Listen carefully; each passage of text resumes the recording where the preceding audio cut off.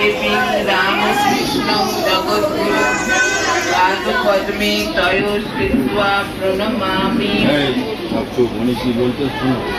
আজকে দেখো কেন তোমরা এখানে এসেছো বলো তো। এখানে ওই যে মাতাজির ছবি আছে, উনি সারদা মঠে, সারদা মঠ আর রামকৃষ্ণ সারদা মিশনের পঞ্চম অধ্যক্ষ। অধ্যক্ষ মানে প্রেসিডেন্ট ছিলেন, বুঝেছো। উনি 30শে এপ্রিল ওনার শরীর দেহান্ত হয় আর কি, শরীর চলে যায়। এখন উনি আমাদের সারদা মঠে ছিলেন, তার আগে নিবেদিতা স্কুলে ছিলেন। হ্যাঁ, নিবেদিতা স্কুলে উনি পড়াতেন। আর সারদা মঠে আমাদের একটা স্কুল আছে, ছোট ছোট ছেলে মেয়েরা পড়ে তোমাদের মতো, তাদেরও উনি পড়াতেন। তাদের উনি খুব ভালোবাসতেন, বুঝেছো।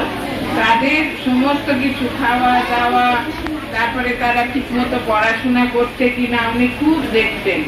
তারপরে তাদের নিজে আলাদা করে পড়াতেন। হ্যাঁ, তাদের বাড়ির জন্য তিনি চিন্তা করতেন, তাদের মা বাবা কেমন আছে, মা বাবাকে সাহায্য করতেন।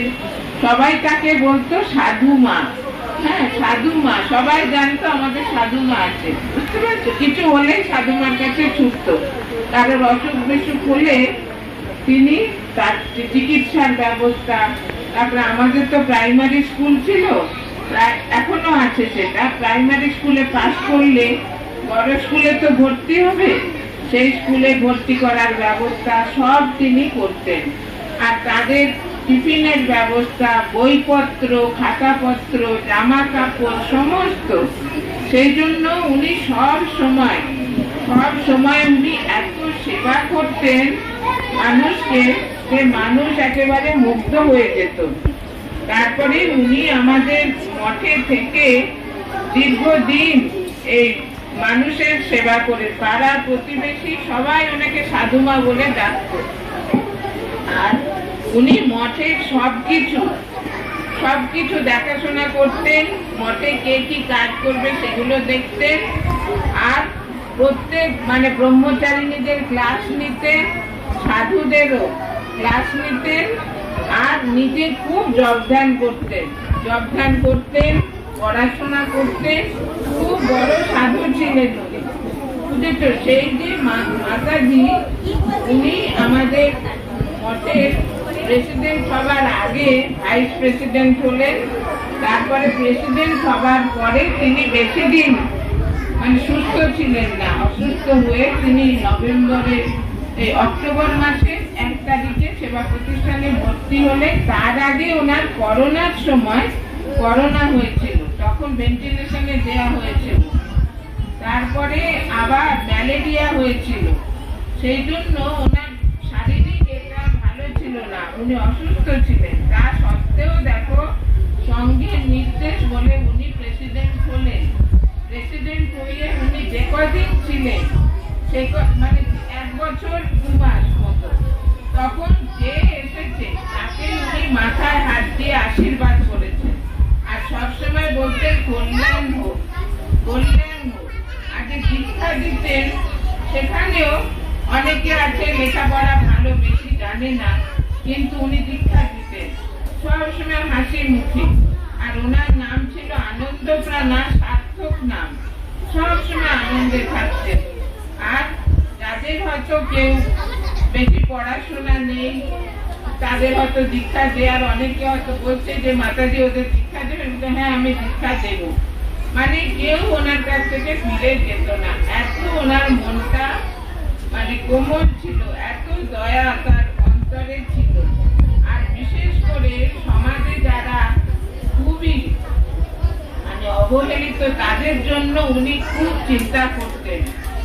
নিজে চিন্তা করে, নিজে না খেয়ে নিজের খাবার থেকে তাদের দিয়ে, আর নানাভাবে তাদের সাহায্য করতেন।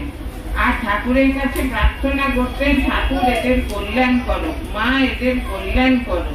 তো এইভাবে আমরা দেখি কি আমাদের সারদা মঠের একজন খুব বড় মাপের সন্ন্যাসিনী চলে গেলেন। দেখো, বয়স হলে তো সবাইকে চলে যেতে হবে, কিন্তু ওনার অবর্তমানে মঠে যেন একটা শূন্যতার সৃষ্টি হলো।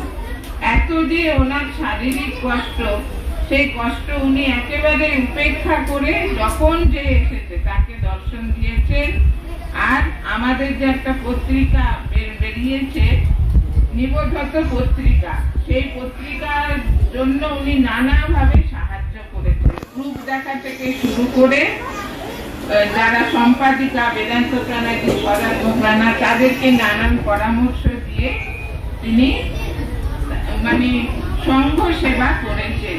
সুদীর্ঘকাল সংঘ সেবা করে তিনি রামকৃষ্ণ লোকে প্রয়াণ করলেন। হ্যাঁ, তিনি যে রামকৃষ্ণ লোকে প্রয়াণ করলেন, কিন্তু তার যে সেই মহান জীবন, সেই মহান মানে ভাবধারা, মহান আদর্শ, সেটা আমাদের সংঘের একটা পরম সম্পদ। হ্যাঁ, আমাদের সংঘে পঞ্চম অধ্যক্ষা ছিলেন তিনি। পঞ্চম অধ্যক্ষা হয়ে তিনি আমাদের যে আগে ভারতী প্রাণা মাতাজি, মোক্ষ প্রাণা মাতাজি, শ্রদ্ধা প্রাণা মাতাজি, ভক্তি প্রাণা মাতাজি, তাদের সকলের পদাঙ্ক অনুসরণ করে একটা আদর্শ সাধু জীবন যাপন করে গেছেন। সেই আদর্শ সাধু জীবন যুগ যুগ ধরে আমাদের প্রেরণা দেবে। আর অগণিত ভক্ত সন্তান তার কাছে দীক্ষা পেয়েছেন, তারাও তার জীবন থেকে মানে আদর্শ গ্রহণ করে তাদের জীবনে তারা সেটা প্রতিফলিত করবেন। সুতরাং আজকের এই শুভ দিনে তারই স্মরণে এই যে মা শারদা সেবাশ্রম এই নরনারায়ণ সেবার ব্যবস্থা করেছেন, এতে তিনি খুব খুশি হবেন, তার আত্মা খুব শান্তি পাবে। কারণ তিনি খুব ভালোবাসতেন তোমাদের। হ্যাঁ, তোমাদের খাওয়াতে পারলে, তোমাদের কিছু দিতে পারলে ওনার এত আনন্দ হতো। হ্যাঁ, উনি সবাইকে বলতেন ওদের কিছু দাও, ওদের কিছু খাওয়াও। হ্যাঁ, সব সময় নিজের জন্য কোনো চিন্তা করতেন না। সব সময় মানে যারা ছোট ছোট ছেলেমেয়েরা সমাজে আছে, পড়তে পারছে না, তাদের পড়ার সুযোগ নেই, তাদের কিভাবে তাদের পড়াশোনা শেখানো যায়, তাদের কিভাবে তাদের জীবনে মানে উন্নতি আনা যায়, তার জন্য উনি সব সময় চেষ্টা করেছেন। সুতরাং সেই যে মহান আত্মা, মহান সন্ন্যাসিনী, হ্যাঁ আমাদের সারদা মঠে, সেই মহান সন্ন্যাসিনীর শ্রীপাদ পদ্মে আজকে আমরা সকলে শতকোটি প্রণাম জানাই। আর তোমরা একটু 2 মিনিট চুপ করে বসো, চোখ বন্ধ করে চুপ করে বসো, বন্ধ করে চুপ করে বসো। মাতাজির কথা চিন্তা করো, এতে দেখো মাতাজিকে হাত জোর করে ঠাকুরের কাছে প্রার্থনা করো। মাতাজির আশীর্বাদ তোমাদের উপর শতধারে বর্ষিত হোক। তোমরা লেখাপড়া শিখে মানুষ হও। হ্যাঁ, তোমরা সমাজের কল্যাণ করো, তোমাদের নিজেদেরও কল্যাণ করো। এইভাবে তোমরা তোমাদের জীবন সার্থক করো। হ্যাঁ, আর 2 মিনিট এখন তোমরা হাত জোর করে মাতাজির কথা চিন্তা করো। রাখছি তাহলে, চোখ বন্ধ করে।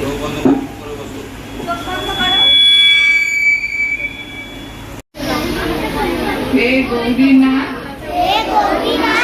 হে জগদম্বে, আমার দুর্বলতা, কাপুরুষতা দূর করো, আমায় মানুষ করো। আমরা মানুষ তো নাকি? তোমরা মানুষ তো? হ্যাঁ, আমাদের কি কাজ? আমরা ভগবানকে ডাকবো, ভগবানকে ভালোবাসবো, আর স্বামীজিকে ভালোবাসবো। বুঝেছ?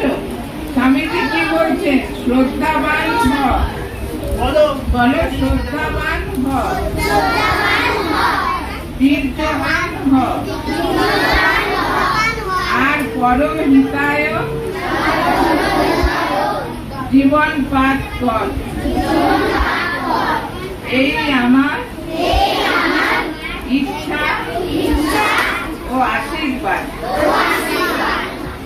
সকল উপাসনার সার শুদ্ধ চিত্ত হওয়া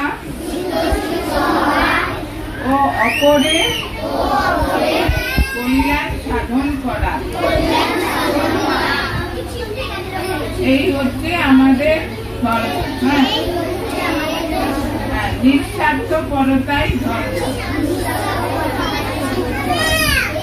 আচ্ছা স্বামীজির ছোটবেলায় কি নাম ছিল বলো তো? মিলে। আর ভালো নাম কি ছিল স্কুলে? নরেন্দ্রনাথ দত্ত। তার বাবার নাম কি ছিল?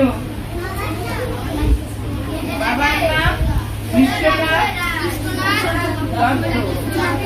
আর মার নাম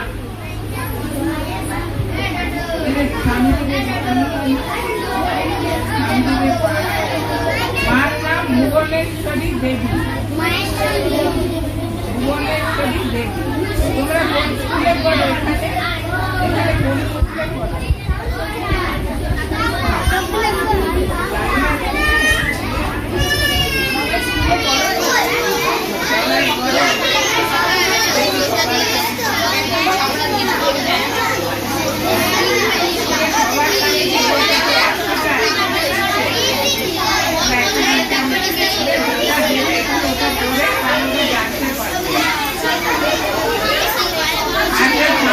তোমাদের একটা বই দেব আমি সবার সামনে, পড়বে। পড়ে আবার যখন আমি আসবো তোমাদের পত্র দিয়েছি, এই দাদাকে দেব সৌরভদাকে,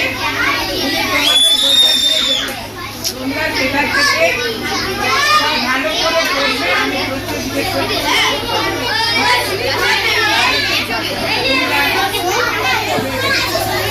ঠিক আছে, তোমরা খুব ভালো থাকবে। হ্যাঁ খুব ভালো থাকবে, আনন্দ থাকবে। আর এখানে